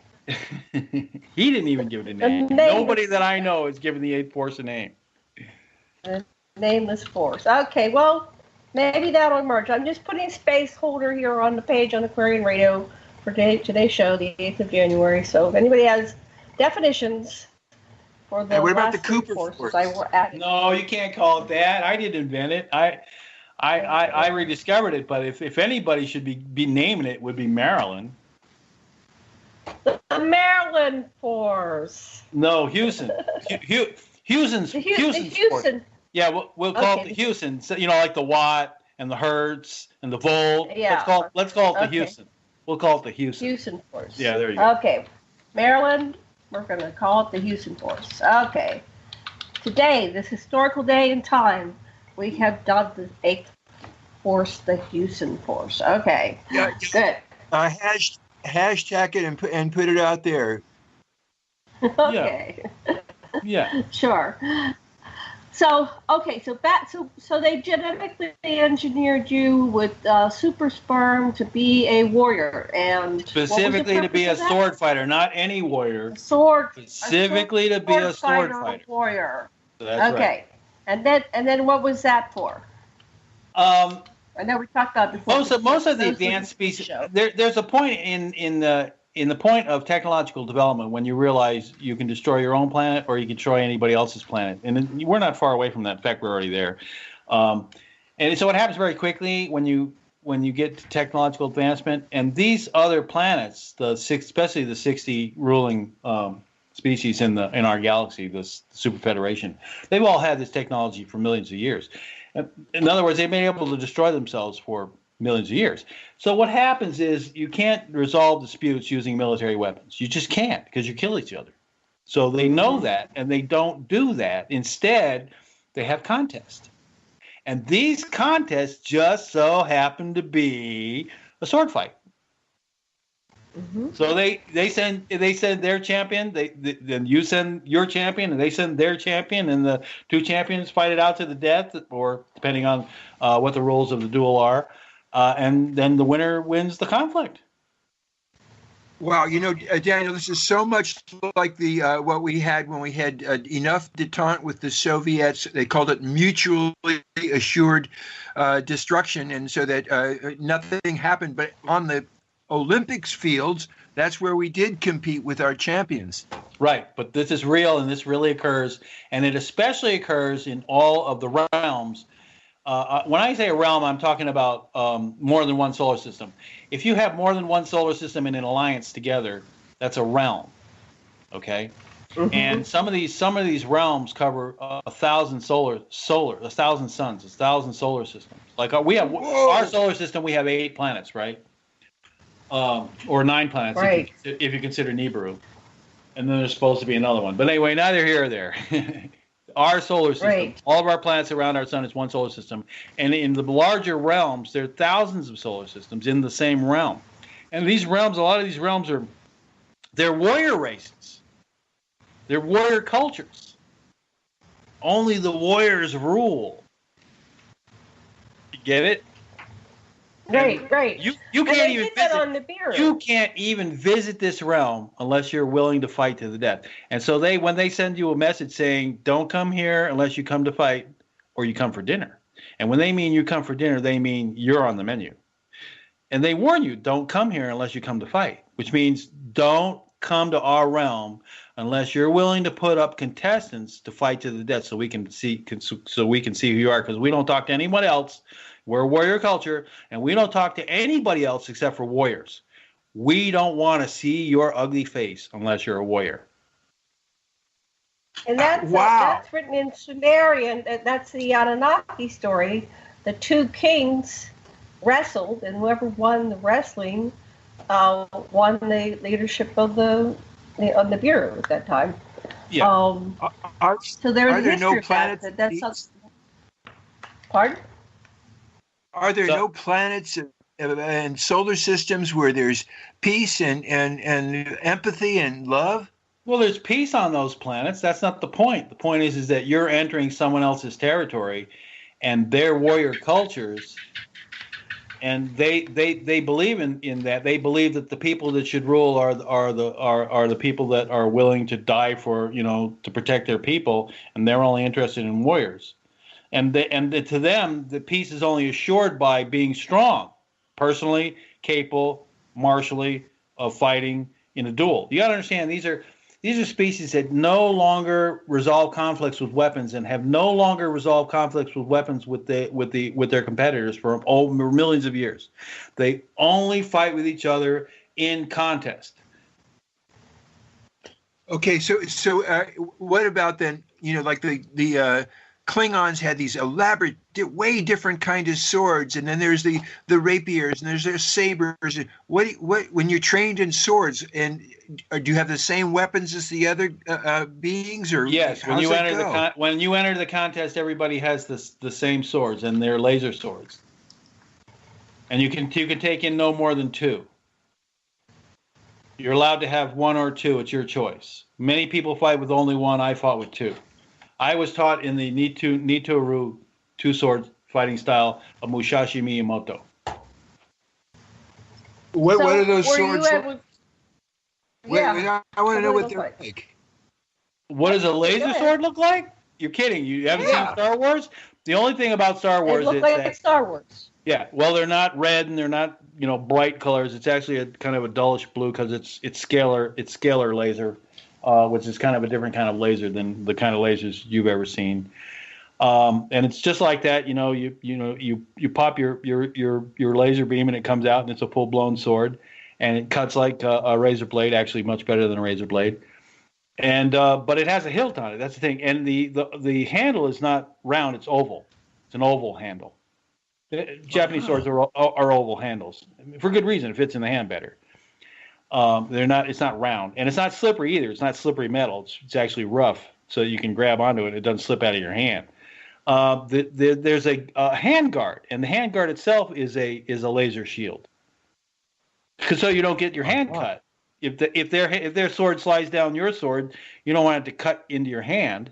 So you have a hand guard. Are you wearing armor? No, not in these contests. Never in these. Are you naked? In these contests, all you're wearing is a cotton shirt and a cotton pants, and that's it. Our uniform was all black. Do you wear black boots? Shirt, black cotton shirt, black cotton pants. Yeah, they're loose. You're gonna fight to the death. They're loose. Wow. So, do you enjoy your fighting one time? Of the other? I'm sorry. Two questions at the same time. Try one at a time. Let me ask one, then you ask one. Okay, we'll go back and forth. Did you enjoy your time that you spent fighting? Was that a fun period of time for you? I was very proud to be Top Gun and to have won many contests for the United States, because I brought a lot of respect throughout the galaxy for the United States by doing that. And so I was very proud of what I had done. And you were representing the United States, not the world, not the Earth, just the United States. Well, yeah, but the United States claimed that it represented the world, Oh, okay. So they claimed it. Okay. Go ahead. But I was U.S. Air Force. I was U.S. Air Force. My awards are all U.S. Air Force awards. And I won numerous tournaments for the United States in actual, real combat duels. Okay. And so I was very proud of it, of what I had accomplished. Yeah. Okay, Sasha, your question. Well, I just wonder in a lot of fight scenes, if one or the other person loses their weapon, they start grappling physically without the weapons. And I just wonder if that was part of your battle. Yes. Or was it all? Yes, you can win the contest any way you can, but usually when you lose your weapon, that's the end of the contest, because you'll either get dismembered or killed. Most of the contests are ended when one opponent can no longer continue, and so in a lot of these contests, they're not really trying to kill you, but if they really don't like you, then they are trying to kill you. And when you're a newbie on the block, meaning this is the first time the United States has ever entered a contest in this realm, they're trying to kill you. They don't even. They are very. Yeah, it's to the death. They're trying to kill you, and it's not uncommon to lose an arm or a leg in the contest, and you keep going. And that's why I fought with two swords, because if I lost one arm, I was able to fight proficiently with the other. When you get cut with a laser, it's like it's cauterized as soon as it's cut. Wow! That makes sense. Yeah. So your limb just plops off, and of course you've been drugged up before you go in, so that you won't feel any pain. So that it doesn't matter if you lose a limb. The important thing is not to lose the contest, because you're fighting for the United States. You're fighting for humanity, and I represented humanity very well. Thank you. Good job. Well, you don't know. You don't know. You're just hearing what I'm telling you. Okay. Wow. That's interesting. Okay. We have another 20-some minutes. Where do we want to go with this? You never got what else would you like to tell us? You wanted to start with the pictures, and we keep sidestepping the pictures. No. So, okay, what more would you like to say about the pictures? You tell the story of the pictures. Yeah. Tell us the picture story. The one picture where the Japanese geneticist, he's showing off his product. I invented these three kids. I made these three kids. He's the proud father. You can see that in his face. But the picture was cropped. The picture was actually stolen. The original picture that was in the photo album, you could actually see the whole tunnel. And then they stole the picture, cropped it, and then put it back. Now, my father was a professional photographer for many years in the Air Force, 30 years. And he didn't crop any pictures off at the head. Right. And the reason he was one of the reasons they crop it, they didn't do a good job. No, they were trying to hide the tunnel. They knew that I was starting to show the picture, and they didn't want you to see the full tunnel. You could actually see the complete tunnel and many things in it. You could also see that cart that I'm on. That's an over Unity cart. That cart runs itself. They didn't want you to see that either. So they cropped the cart. They cropped the tunnel. They wanted to get rid of the photograph, but they couldn't because they sent it to too many people. Wow. Yeah. Okay. That tunnel is 24 stories under the ground, and there's no other way to get to it except by a staircase. That's the story of the boat. What's the boat about? What is the boat about? The boat's on the coast. What's the boat about? Yeah, the boat is you see the boat to the left on the coast, to the left of the highway, and then 7 miles from the boat, you're supposed, you clock your odometer, 7 miles from the boat, there's a little dirt road to the right you're supposed to take, and then a few 100 yards up, you park, so the boat is the landmark for where the base is, the underground base. So the military personnel that were supposed to go to the base, that boat is the landmark. And then 7 miles past that, they're supposed to turn right at this little dirt road. Such an obscure thing, you would never know it unless you actually clocked it out at 7 miles. And then you turn right on this little dirt road, you go up and you park on this little dirt parking lot, and there's no one there. It was just, you're only supposed to go by yourself. That's why, there's only one car there. And you can't see it because it's over the hills. So you can't even see it from the highway. And they're talking about a one-lane highway. We're not talking about a huge highway. We're talking back in the 50s in Japan. Mm-hmm. and then you get out of the car and you hike up this trail. This is 1954 Chevy in 55. And we hiked up this trail for 2 miles. We hiked up this trail up into the hills until we came to this steel door. No handles, no nothing, no doorbells or anything like that. We stood in front of the steel door for about 15 minutes before it opened. And because they want to make sure nobody's following you or anything, And then the door opens, and then you walk in, and it's dark, and you can hear you're on a metal crate, a metal platform. And my dad's like, "Don't touch anything. Everything's electric. Everything's electrified. Don't touch anything." And before we had to go, we had to put these shoes on. And you can actually see those shoes in the photo when we're in the tunnel. All of us are wearing these little rubber-soled shoes. Those are brand new shoes. We were handed those shoes just for this purpose, so that we could go on the electrified staircase. Anyway, so you step in, it's all dark, and then they close the door behind you, and then the light goes on in the room that you're in, and then the door opens in front of you, and then there's a staircase. It's all metal, and you walk down the staircase, 24 floors. It takes forever, over 30 minutes to walk down this staircase. Wow. And you get down to the bottom, you get into this tunnel, and then you get on that cart, and then that cart takes you to the labs where we were medically examined. We were medically examined on a monthly basis. Most of the time we were portaled from our house into the base at night for training. But on exam day, they didn't want to portal you in because they want to see they want to be able to examine you without any field from, any effects or any residual indication from the portal, from the transport. So my father would actually have to physically drive us out to the base once a month for examination day to be fit to be examined. And that whole day, all we were doing was going through medical examination. That's why you see a real excited look on my brother's face, let's go. Cause they would give us they would give us like lollipops and stuff, like doctors do, and we didn't have to work or anything like that. We just, it was kind of cool. You get examined by the doctors, they give you a lollipop, ice cream, You remember, right? Yeah. So that's I know how they brought it. Yeah, you remember. Yeah. So that's what okay, let's go. Well, because Dana, my younger brother on the front, he's like, yeah, let's go. Let's go get the ice cream, That's why he's all excited. Screw the picture taking, let's go. So the boat photo has another family, not the children, but the mother and father of another custodial family that also had super soldiers in the program. My mother is behind us. She doesn't know anything, and she never did know anything about the program. My father did. My father clearly knew, because he was the one that took us to the tunnel and took us into the tunnel. He was the one that took the photograph. My father took the photograph of that scientist. The scientist was like, scientist, I wanted to put a photo up of my patent and your 3 kids. Can you take a picture? My dad would take pictures of a lot of the secret space program personnel, including the aliens. Right. Yeah. So I have a lot of. I have a lot of other pictures. What did they tell your mother? What?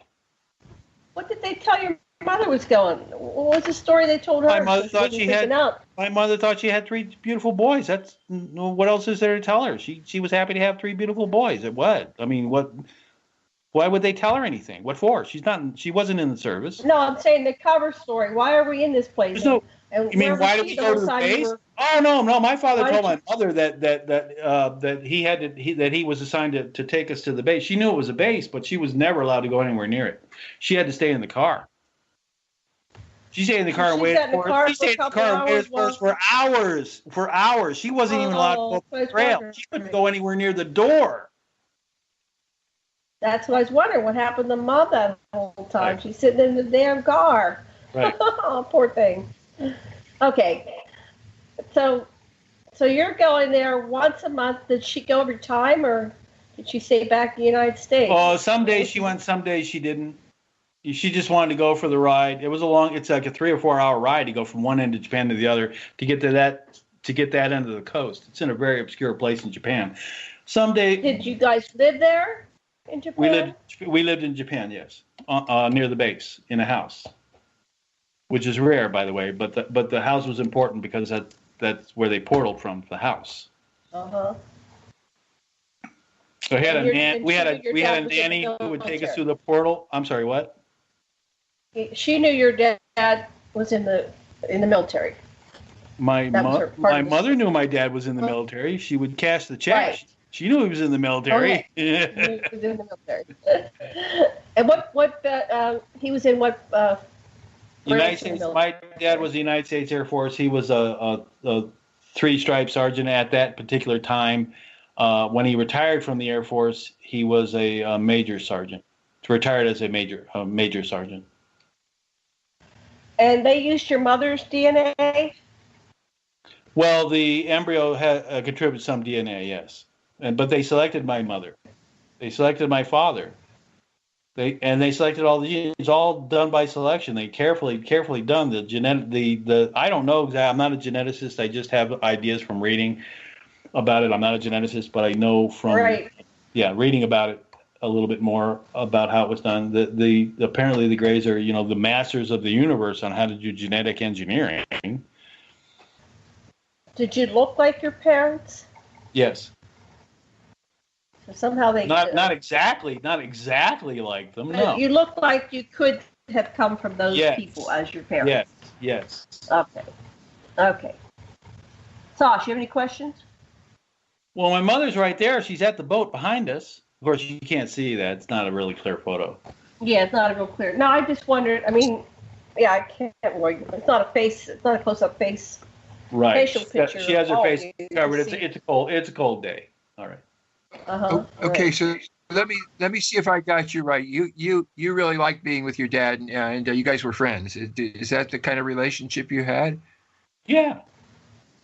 Yeah, Dad was good. Mom was good. No problem there. I mean, like all other kids, your parents don't raise you. You go to school from the age of 2.5. Most still today, everybody goes to school, and it's your teachers that raise you, not your parents. Your parents are the parents feed you in the morning, send you to school, feed you at night, put you to bed. I mean, you don't really see your parents not nearly as much as you see your teachers. Okay, I guess I'm just different. My dad spent every Sunday with me. We did stuff. No, no. I mean, there's weekends. Yeah, we spent with my father, but my father was he was doing secret space program personnel stuff, and so he was actually gone most weekends. He was, but but we weren't lazing around either. We were, at night you get taken underground to the secret space program base. You take it underground. You're trained all night long to fight with swords. I was, I don't know about other personnel. I know my group was a bunch of American Air Force kids that were fighting with swords. I mean, that's what we did, all night long. And then you get regressed. You get a sleep cycle. You get regressed for a sleep cycle, and then they portal you back, remove your memories, portal you back, remove your memories, portal you back right into your bedroom, and then my nanny did that for years. She would catch us at the port, bring us through the portal, and then put us to sleep, and then you get up in the morning, you go to school, regular school. And when did you get that memory back about what you did as a child? Was that in 2014? Right. When I started getting some of the memories back, I decided to go through the photos and see if there was anything in the photos. And sure enough, there was evidence in the photos. It just dawned on me that there might be evidence of my, I started getting the memories back, and I thought, well, maybe there's some evidence of that in the photos that my father had taken during my childhood. And sure enough, there was a lot of evidence and a lot of photos, not just a few. And I have these photos for you, the more significant ones that I can explain. The ones that look like that photo with that Japanese geneticist originally covered the whole tunnel. The one I sent it to Randy Kramer, it showed the whole tunnel. Wow. And then it got cropped. And then they actually changed the one in your computer as well, right? Yes. They changed it everywhere. They took the physical one and changed it, and they changed all the ones in the computers. But what about Randy? Does he have a copy of the other one? I don't know what Randy has. I sent Randy the original one. I know for sure I sent Randy the original one because they described it, the tunnel, in my email to him. So I know for sure he got the original. Now, whether Randy still has that email, I doubt it. Can you look at your sent file and see? I've been blocked from that email address for a year now. I can't get back into that email address, and I can't retrieve any of those emails. I've been blocked. I can't get into those. All that emails that I sent to Randy, I have no longer access to them. Randy may not either. Thank you. Wow. But Randy saw the original. I don't know if he remembers it, but he saw the original. I sent Randy an email. I said, "Hey, Randy, did you ever meet your father? Here's mine." And Randy said, "Yeah, I did meet my father." I did. He said, "Yeah, I did." Later on, they did introduce me to the genetic engineer that genetically engineered me. That was his response to that email. Oh, okay. Pretty cool, right? Dr. Soon. Said it was Dr. Soon on data. Right. Exactly. Yes. Yeah. Yeah. That's right. Oh yeah, you got it now. You got it now. So I asked Randy, did you ever meet your real father? And he said, "Yeah, I did." Wow. So I thought that was pretty cool. That he actually said, "Yeah, I did." Later, not. I didn't. I don't have any pictures like yours, but I did actually get to meet him. But I don't have any pictures. I said, "Well, I do." Have any other pictures? I have other pictures of the program that I will give you piece by piece and explain what each means. Okay. Yeah. I mean, there's a big. Every picture has a long story. I mean, well, that's okay. We got a lot of time. Daniel, I already know that from what you could do, because you've got a memory, is you could just sketch the tunnel, even if they erased your things. Well, the tunnel was 4 stories high, and it was a big tube. 4 stories high and a really big tube.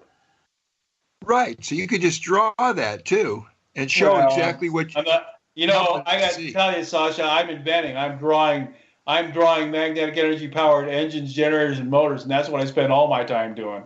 Okay. Right. Okay. That's okay. We'll get an artist to render it sometime. But wow. I'm using that little extra intelligence they gave me, That's what I wondered. When you were talking, I'm thinking, well, maybe they put a little Tesla DNA in you. I mean, I was just thinking. No, I'm pretty sure that they were actually putting famous samurai warrior genes in me. I'm pretty sure of that, because my abilities to fight with a sword were they were just out there. I'm not saying that they didn't do that. I was hot. I beat a lot of people throughout this galaxy and several others, and they were hot fighters. I mean, I made I put the United States on the map. Hey, can you still do it? Do you still work out? No, you don't understand. They take that away from you. When you come back and you're 20 and 20, that body's gone. They take that away from you. And the body that is returned is my clone of my 17 and a half year old body. So I don't have that body. Plus it's dumbed down too. The clone doesn't have the advantages that my other body had. Yeah, I can still fight, but not like that. And they don't. And by the way, when you come back, they don't let you. They won't let you. They don't let you train. They don't. They want to make sure that you stay. That you don't train in martial arts and you don't train in those things because they don't want people to find out what you can do.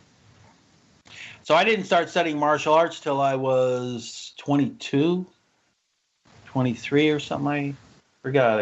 And then they always kept me from doing it. It would be a few months here, a few months there. It was really hard for me to keep it up. But I could never really attain that level. They make sure that you don't do that. I was very talented. I won tournaments and all kinds of stuff. Sword fighting tournaments, believe it or not. Yeah. Kendo, sword fighting. Kendo, sword fighting. So you still had that. What my point is that you have these abilities to do, engineering and physics, which most people don't. So I'm just saying, you got that from some not samurai warriors. Yeah, at the highest level. That's what's so cool. I really like that. I get to invent, and it's cool, and I get to give all these machines to humanity that they deserve. That technology should never have been withheld. That's what Marilyn Houston's saying. Why are you withholding that technology? Don't do that. So you and I agree with her. DNA this technology should never have been withheld. But they made an agreement with the aliens that they got that technology from, that they wouldn't give it to the rest of humanity. That was part of the agreement, to suppress the technology. But I don't have to abide by it. I don't have to abide by that agreement. I didn't sign that agreement. I don't have to abide by it. So can you give us? I know that the solution to that is working with the initiative. Could you give the ABCs of creating initiative for anyone out there in radio land that might want to use the initiative process to create a better world? Starting with America. It's not a simple process. It's a legally a very difficult process, and you need a really hot legal team to pull it off. It's not, you really need a really hot legal team of legal experts to be able to do it correctly. Once I get to a certain point in inventing, I'm going to write the book on how to do it, because it's like a 150-page, very technical book on exactly how to do it to pull it off correctly. You need a lot of very expert lawyers. You need a good handful of expert lawyers and paralegals to be able to pull it off, to do it right. And that's the problem. People who are doing initiatives, they try to hack at it, and it's really much more difficult than they think. It's actually a big legal exercise, and if you don't cross every T and dot every I, it won't work. If I get a bunch of money doing this inventing, I'll put together legal teams to do that for you. That's one of my objectives. And I'm going to write a book on how to do it as well. The average person can't do it. They don't have enough time. It's not just the time. It's not just the time. It isn't just the time. It's a very specific legal discipline that requires a lot of legal training. And it's not. There's so many different ways they have of getting you to fail that unless you're really bright legally and you have experience in that specific legal discipline, you won't be able to pull it off. That's what I'm saying, is that one of my objectives of making money inventing is to put together those legal teams, because I know how to do it right. I practiced law for 20 years at the highest level. I know how to do it, and I can teach people how to do it, which means I can write a book and I can put together legal teams to do it. But it's not something you can do on your own. You have to have legal experts. You have to have a team of legal experts to pull it off. And that's one way we can do this. And we're going to look at solutions and how we can get these technologies out there. Because at the rate we're going, I'm going to be dead. Most of us are going to be dead. So we've got to do this faster somehow. We've got to accelerate this process. One thing I wanted to mention is that a lot of people think, I'll buy an electric vehicle and I'll save the planet that way. No, wrong. 90% of all electricity is produced by combusting fossil fuels. So if you buy an electric vehicle, you're not going to save the planet. Right. So describe briefly, Reader's Digest, these technologies that are going to stop magnetic energy powered generators, motors, and engines. They draw all their energy from the vacuum of space, just like the M drive magnetic energy comes through the vacuum of space. It comes through the ether. So you don't need fuel to continually run the generator, to continually produce electricity, or continually run the motor, or to continually run the engine, because your power source is coming through the vacuum of space. That's what magnetic energy is.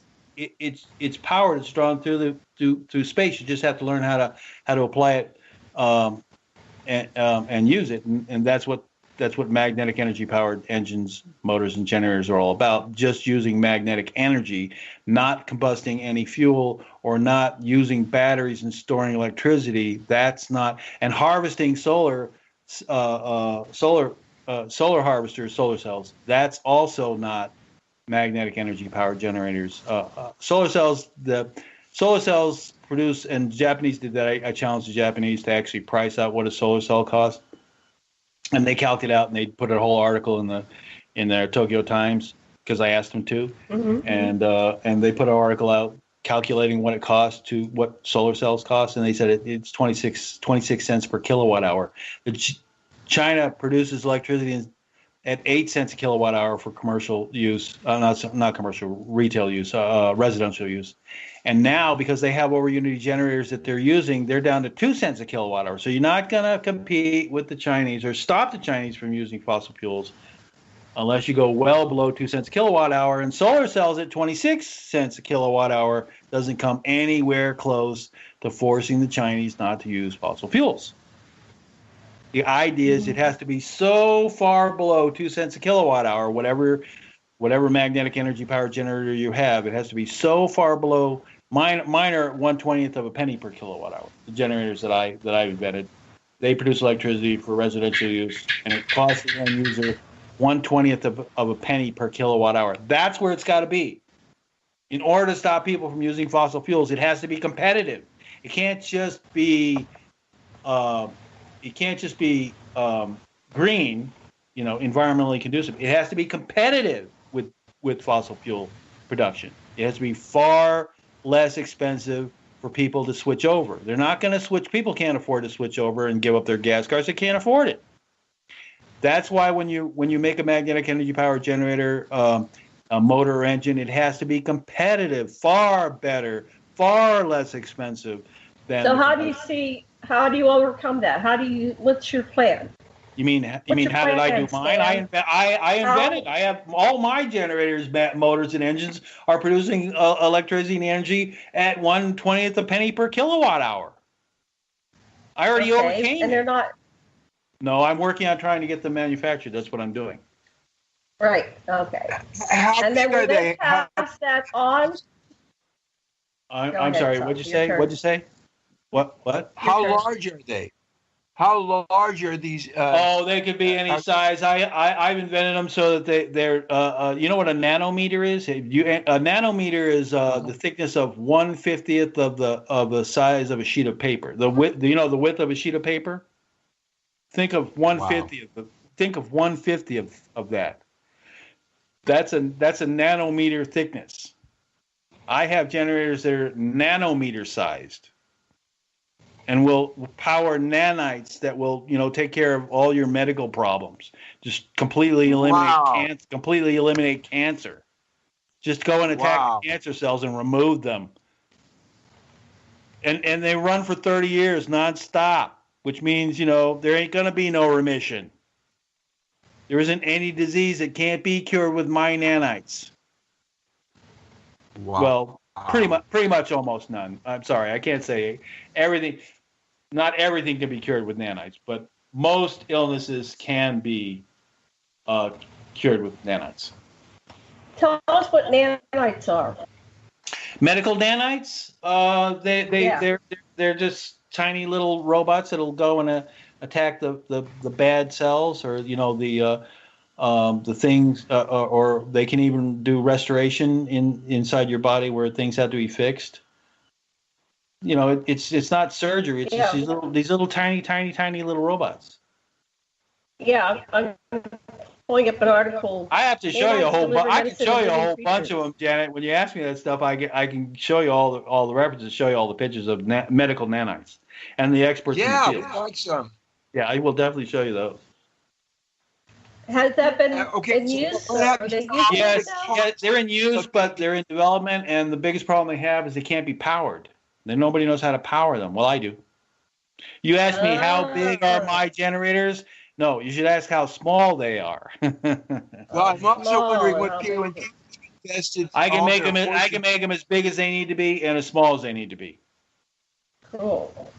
Okay, what's your question, Sasha? Go ahead. Try again. Well, no, you've answered them.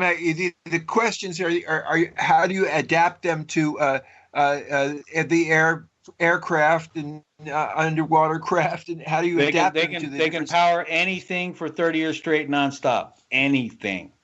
Cell phone, ships, jets, anything. Wow. And they don't consume anything. It's just magnetic energy drawn from the vacuum of space. That's the M drive. You study the NASA's peer review of the M drive. That's what it is. So what happens after 30 years? You go in and get another one?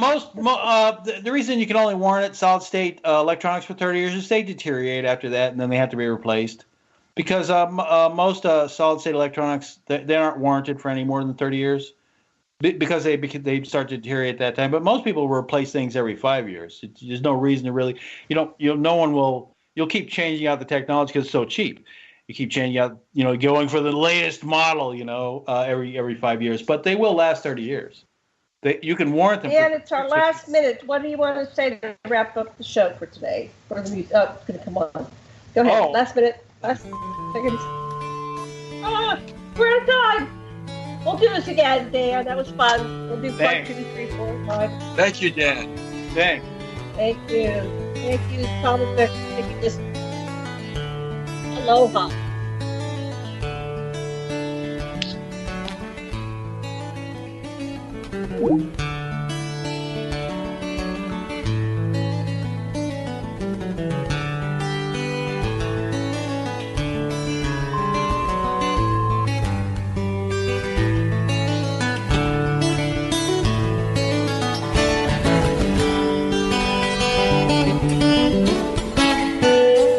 Revolution Radio at freedomslips.com, and we'll be right back after this message.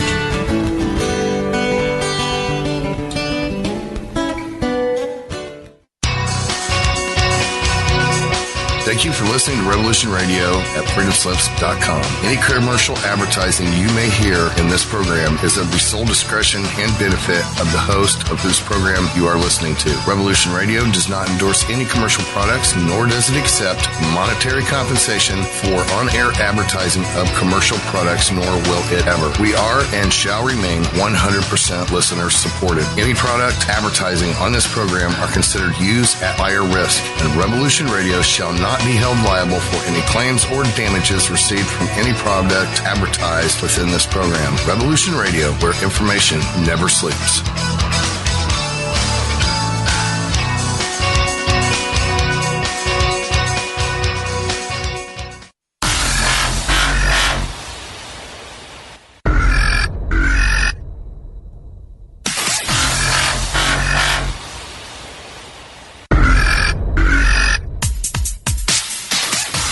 Thanks for tuning in to Revolution Radio. Here at Revolution Radio, we are listener-sponsored and commercial-free, but there still are bills to pay.